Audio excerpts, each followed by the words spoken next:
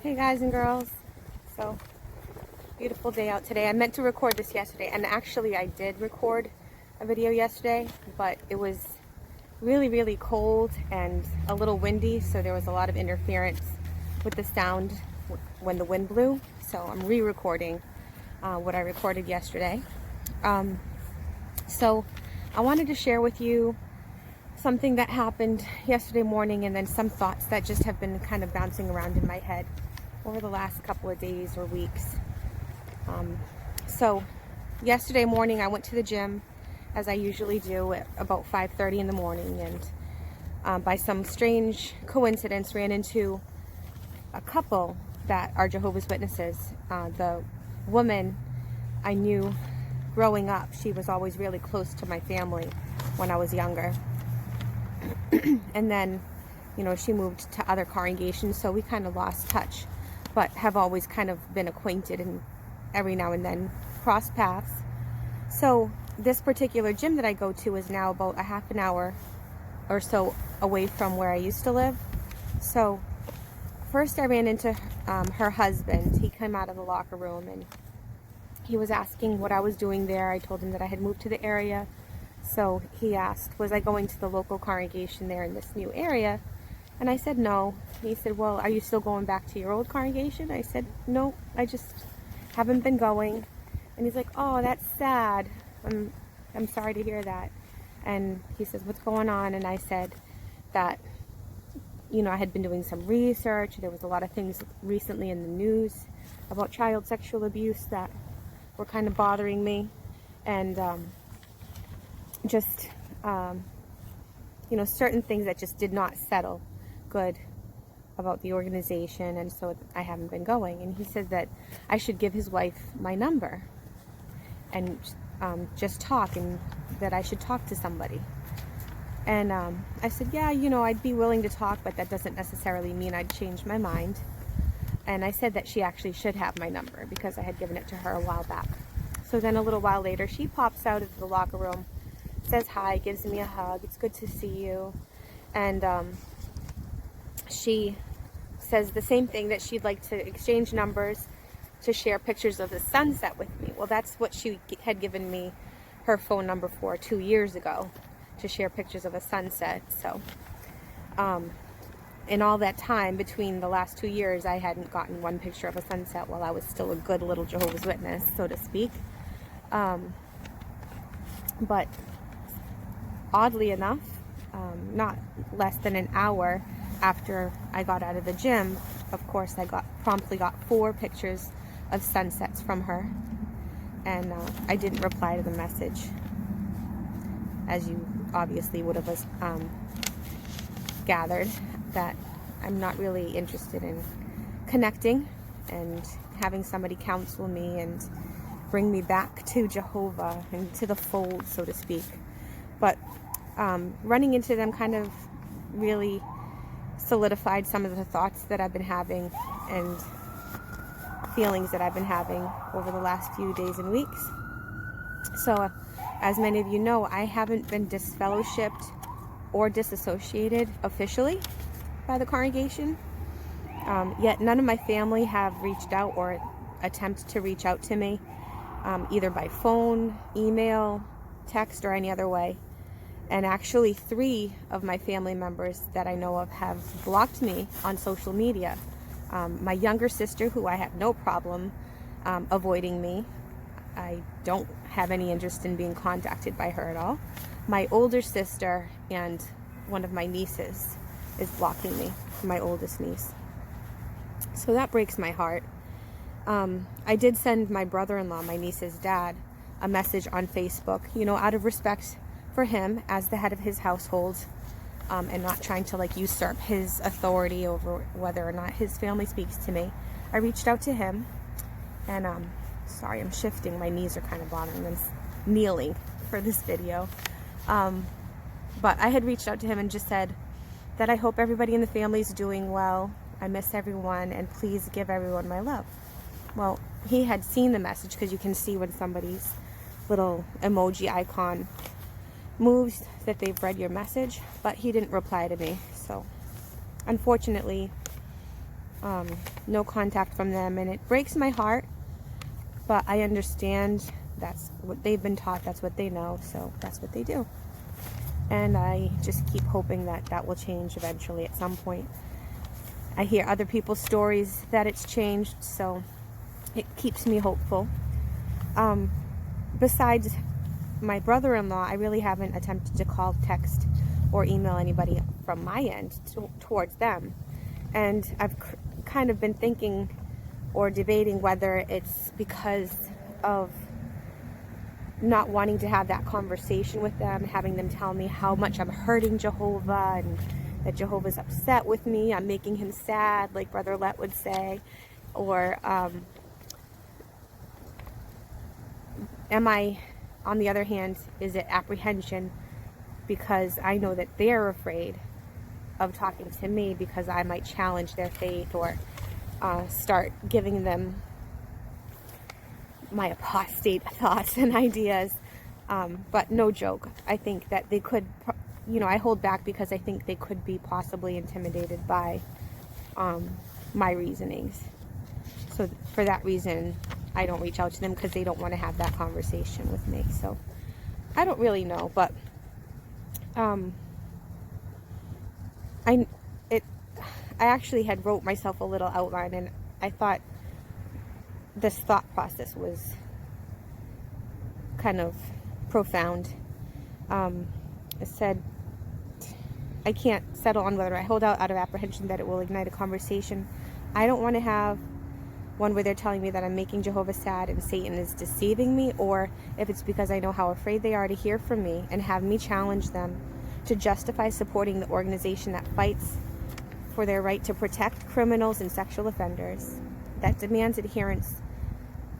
Forget about having any sort of relationship with family or friends who no longer agree with their ever-changing predictions and ever-expanding policies and other control tools that they continue to enforce upon the members. But I just wanted to share with everybody about where I'm at right now at this stage in my life with this whole process and this whole, as it's called, waking up. I don't know if I would call it waking up, but I call it almost like a rediscovery. And I feel more like my true self than I ever have in my entire life. I feel like I'm happy, I'm fulfilled, I'm successful, I feel loved, I'm more confident. I find more joy in my daily activities than I did previously. I'm becoming more healthy and more health conscious.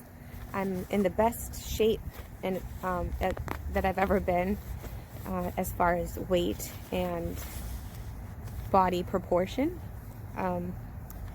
But the unfortunate circumstances that come with that is that my family is being held hostage by this organization that somehow has convinced them that any slight deviation from their rules would cost them their lives at Armageddon, and God would forever hold that sin against them, the unforgivable sin of associating with a non-JW relative or friend.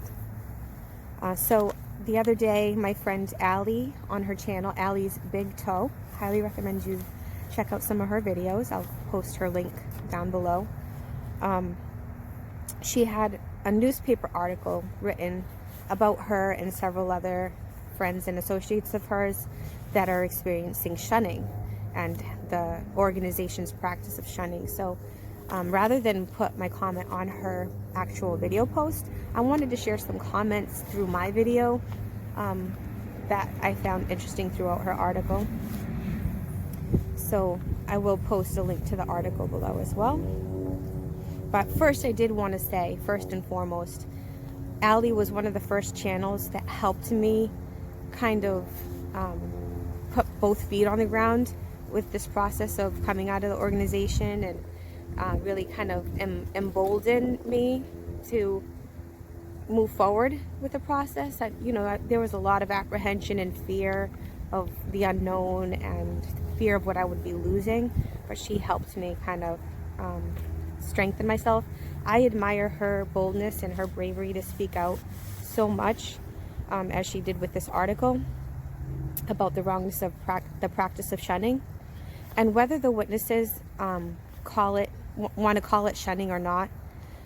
If you haven't heard from family or friends that you've known for a decade, 20, 30, 40 years or more, in several years or months, what would you call it? I'm pretty sure that qualifies as shunning. So, one of the spokespersons that's quoted in the article, he says, "We don't shun," Hendricks said. "Shunning would be cutting somebody off and pretending they don't exist." That's just not the case. How many people would beg to differ and debate that comment? He continued, "Elders are encouraged to stay in touch with disfellowshipped people and to approach them if they see them in public or at meetings," Hendricks said. "Disfellowshipping," he said, "is an act of love and considered a form of shepherding. Other than elders, members aren't instructed on how to treat disfellowshipped people," Hendricks said. "Everybody makes their own decision," he said. That seems a little bit off of what I'm familiar with the number of Watchtower articles where they instruct family members, the videos where the mom has to put the phone down when her disfellowshipped daughter calls. And then there's these references, the September 2017 meeting workbook article, "Be loyal when a relative is disfellowshipped." The link will be in my comments. Or more recently, the March 2019 meeting workbook article, "A little leaven ferments the whole batch of dough." Also directed towards those who are disfellowshipped and how they should be treated. I will also link that below. And for saving of time, I won't continue to reference more, but if you go to jw.org and do a simple search on disfellowshipped or disfellowshipping, you'll find countless articles and references on how Jehovah's Witnesses handle those who are disfellowshipped or disassociated. There's no lack of information on the website. Just avoid the FAQs article because that's a little bit deceiving and untruthful. But if you're interested, you can go to jw.org and do your own research if you're interested. So there was another excerpt from the article. This quote is from Stephen Knowles. It says, "Stephen Knowles, a witness for 45 years and an elder at the Sheboygan congregation to which Bautista," that's Allie, used to belong, "doesn't have an issue with the word shunning. Those who are disfellowshipped are just that. They're not fellowshipping," he said. "The shunning happens because witnesses don't want to associate with people who aren't living up to the standard they set." He said, "Part of it is natural. The person is no longer coming to meetings, so some members just don't see them anymore." Doesn't this quote completely contradict the last quote by Hendricks, who was the spokesperson for the Watchtower, and what he said earlier? Actually, if you look at the Elder's Secret Handbook or Guidebook, the Shepherd the Flock of God book, if you look at, I think it's chapter 12. Oh, I lost my place. Actually, the book has been revised multiple times. Most recently, it was updated in February of 2019, and just a month ago, they came out with the latest and greatest Shepherd the Flock of God book, newly revised with new light and new understanding. So, chapter 12 is entitled "Determining Whether a Judicial Committee Should Be Formed," and under the heading of Brazen Conduct, the note on number 17.1, titled "Unnecessary Association with Disfellowshipped or Disassociated Individuals." It says, "Willful, continued, unnecessary association with disfellowshipped or disassociated non-relatives, despite repeated counsel, would warrant judicial action." Well, judicial action, for those of you who may not be familiar with Jehovah's Witnesses and their practice, judicial action means forming a body of 3 elders, overseers over the congregation, who will sit and interrogate the person who is known to be having contact and fellowship with somebody that's disfellowshipped or disassociated. And if they don't listen to counsel and direction, and they're not repentant, and they don't change their ways, well, they too could be disfellowshipped or disassociated, and join our ranks of us XJWs and apostates. Sorry, I'm speaking sarcastically.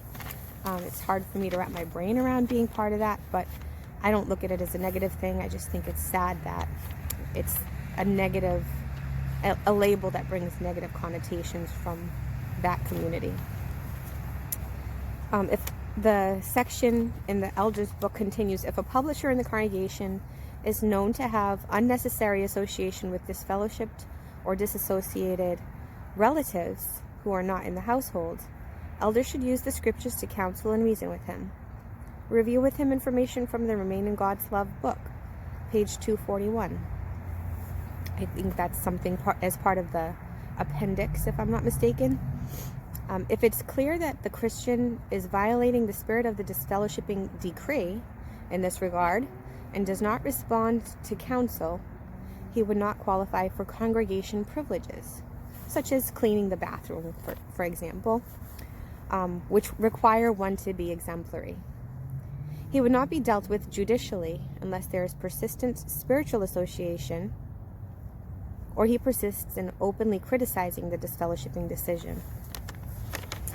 So, although they say they don't tell congregation members how to treat disfellowshipped ones, if there is a disfellowshipping decree and there's counsel throughout JW and Watchtower literature on the treatment of Jehovah's Witnesses, wouldn't you consider that telling the members how they should treat their family members? It's not a matter of conscience. It's not their own decision to make, because they clearly have a section in the elders book that calls for judicial action under these circumstances.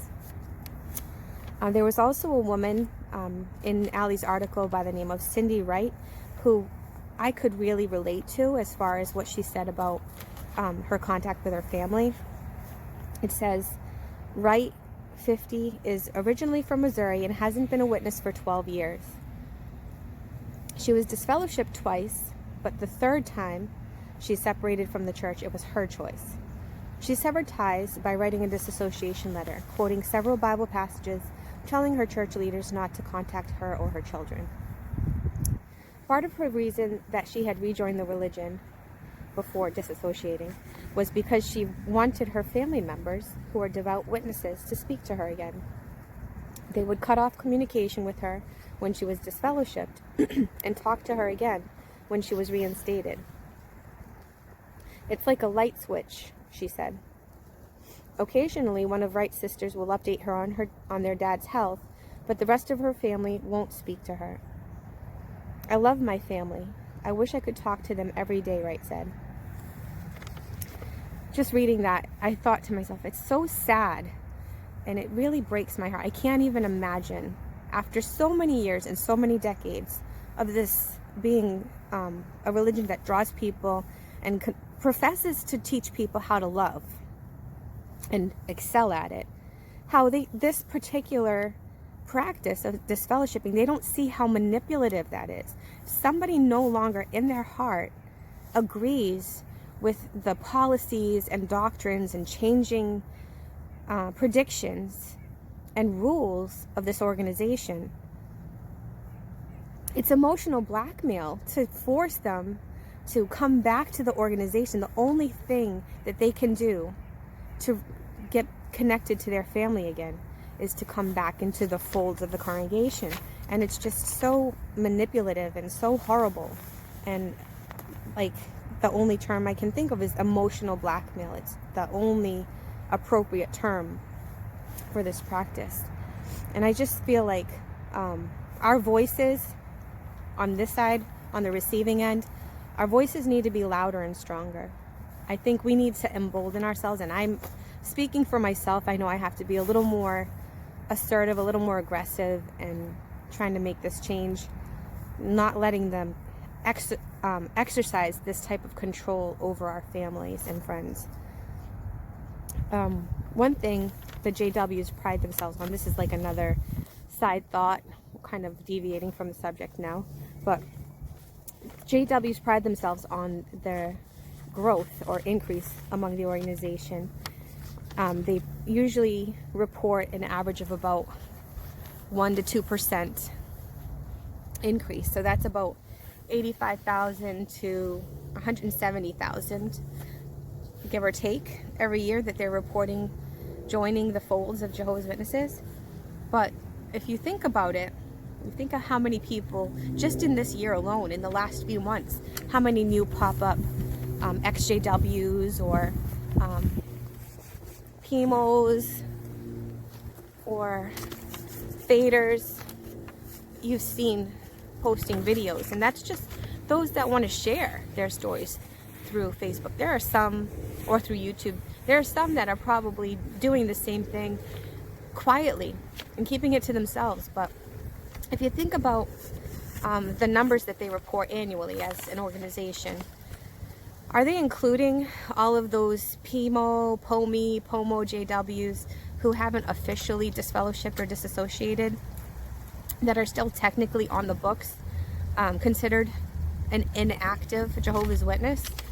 Do they still count those numbers? Because I remember years back, I vaguely seem to remember looking at like the yearbooks and having a column for inactive publishers. If I'm wrong, you can tell me in the comments, but I'm pretty sure at one point they did include that in the annual reports. Now they don't even put the annual, they don't even make a yearbook. Everything just goes on the news section of the website. But what if they were to count and report how many were inactive? How much would the increase look like then? Or what if there was a call to action to anyone that's neutrally avoiding association or affiliation with the organization to officially make their separation known? If it was some type of a political movement or something, what would the numbers of the Jehovah's Witness organization look like then? So, just some thoughts that have been in my head, some food for thought to share with you guys. And I love hearing other people's comments or thought processes as they're going through the same experiences and how they deal with it. Those of you who have been following my channel know that I started doing my research in April and I dove in head first. JWFacts.com was a critical piece for me. I read Crisis of Conscience, Combating Cult Mind Control by Stephen Hassan, Leaving the Witness by Amber Scora, The Reluctant Apostate by John Cedars or Lloyd Evans. Just a few books. I have so many others that it would probably take forever for me to list, but I've just been filling my brain, absorbing the information, and just really giving myself solid ground to make these decisions on. It's not just some whimsical flight of fancy that I've had. Officially my last meeting was August 11th, so I'm 6 months mentally out and officially 3 months physically out, and just exploring where this path is going to lead me. It's a time of rediscovery for me, redefining who I am, what kinds of things bring me joy in my life and bring me peace, and rejecting what causes anxiety, anguish, and stress and negativity in my life. I've set new goals for myself and I work hard to achieve them every single day. And I'm learning how to love for real, and with a lot of great help from many people, but specifically one in particular. And really enjoying learning how to love and be loved truthfully and literally, unconditionally. I'm still trying to expand my social circles, since I'm completely disconnected from everybody that was previously my community. Excuse me, my throat is oddly dry and I'm choking. I'm not choking, I'm fine. But I just know there's no limit to what I can invite into my life, and just try to find everything that's positive and will help me to thrive. I'm excited to see my own progress, and I'm excited to share it with everyone else who's interested in that. Like I said, I love reading and learning, so I'm trying a different path. I just started reading The God Delusion by Richard Dawkins. It's an interesting read. One of the things that he says right in the beginning, I think in the preface, is that if you pick this up, a believer or a Christian, a fundamentalist, you'll put this down an atheist. So I'm really kind of curious how this path goes for me reading this book. But like, I take everything in and kind of take with me what I want, that I find a value, and get rid of what doesn't bring value to my life. But as far as therapy is concerned, I probably would benefit from it greatly. I've struggled finding someone, though, that can address my specific needs as they relate to coming out of the organization or the religion of my life, and also losing the connection with my family and friends, like ambiguous loss, I've heard it called, where you know they're alive, you know they're there and available, but you just can't contact them. You have no connection to them at all. So it's still a grieving process. And I just like to sit with somebody, a professional, that can help me and kind of give me this psychoanalysis or psychotherapy session where I know if I'm being normal, or, you know, whatever normal is defined as under these circumstances. But I'm going to stop rambling now. I just hope that you all can draw some benefit from what I share with you through my videos, and bring some encouragement or inspiration to those who are early going through this path, or those who have been like seasoned veterans, so to speak, that have gone through this exit process, that can share their insight and their words of encouragement and strength with us, maybe through my comments or answers through their own videos for those of us that follow them. So I'm very interested in hearing your thoughts, inspirations, any questions that you have for me, any suggestions that you might have for future videos that you'd like me to do. Put it down in the comments below. If you like hearing my videos, definitely like and subscribe, and I look forward to sharing more going forward. So I hope everyone's having a good day. I'm going to get off my knees now. They're soggy and cold, but I'll talk to you guys soon. Bye.